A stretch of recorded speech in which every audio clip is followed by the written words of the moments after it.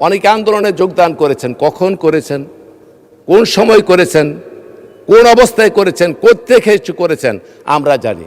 কিসের নিচ থেকে আসছেন সেটাও বলতে চাই না, সবাই জানে। কখন এসেছেন সেটাও জানি না। এই প্রসঙ্গে আমি শুধু ছোট্ট একটি গল্প বলে আপনাদের বোঝাতে চেষ্টা করব। মাননীয় স্পিকার, এক শিক্ষক ছাত্রকে বলছে, এদিকে আয়তো। বলে জি স্যার। বলে ওই বাড়ি থেকে একটা দাও নিয়ে আন। বলে কেন? বলে আমি ডাব খাবো।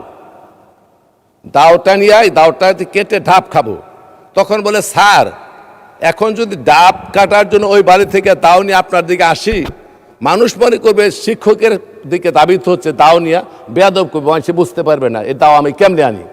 তখন বলতেছে ঠিক আছে তুই আমি আনি। দাওটা শিক্ষক গিয়ে নিয়ে আসলো। আসার পরে বলে এখন গাছের উপর উঠে নারিকেল পেরে আমার ডাবটা খাওয়া। বলে স্যার, এত বেয়াদব আমি শিখেছি, আপনি গাছের নিচে দাঁড়ায় থাকবেন আর মাথার উপরে আমি দাও নিয়ে উঠবো, মানুষের করবো, শিক্ষক দাঁড়িয়েছে নিচে, ছাত্র উঠছে উপরে মাথার উপরে। এটা স্যার সম্ভব না, এটাও ঠিক না। বলে ঠিক আছে, এটাও মানলাম।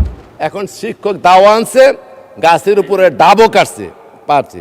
এইবার বলে কি ডাবটা কাইটা খা।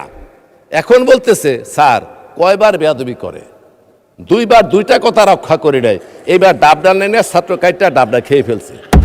এখন ওই সম্মান দেখাতে গিয়ে যখন খালেদা জিয়াকে বন্দি করে, তারেক রহমানকে বিদেশে প্রেরণ করা হয়, হাজার হাজার লোককে খুন করা হয়, ইলিয়াস আলী উদাও হয়ে যায়, চৌধুরী আলম উদাও হয়ে যায়, জাকির উদাও হয়ে যায়, সুমন উদাও হয়ে যায়।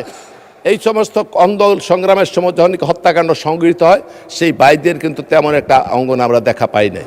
কাজে হাজারো রক্তের বিনিময়ে ধারাবাহিক আন্দোলনের 16-17 বছর যা চললো, তার একেবারে শেষ এসে ওই ডাব কাটার মতো সুযোগ বুঝে আপনারা এইখানে অংশগ্রহণ করেছেন। এইখানে অংশগ্রহণ করে এই আন্দোলনকে কুক্ষিগত করার জন্য প্রতিদিনই সংসদে মাননীয় স্পিকার করে একটা কথা বলে, সনদ নিয়ে কথা বলেন।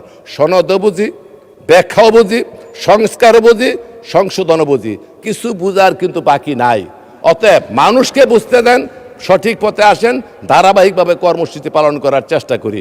শৈবাল দিগিরে বলে উচ্চ করে শের, লিখে রেখো এক বিন্দু দিলেম শিশির।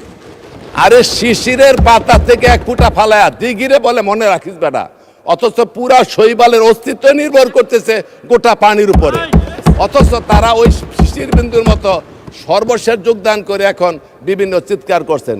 এগুলি করার দরকার নেই। ভালোভাবে আছেন, সুন্দর করে আছেন মাননীয় স্পিকার। উভয়ে মিলে এসে দেশকে গড়ে তুলতে চাই, সেই সহযোগিতা আপনাদের কাছে কামনা করি।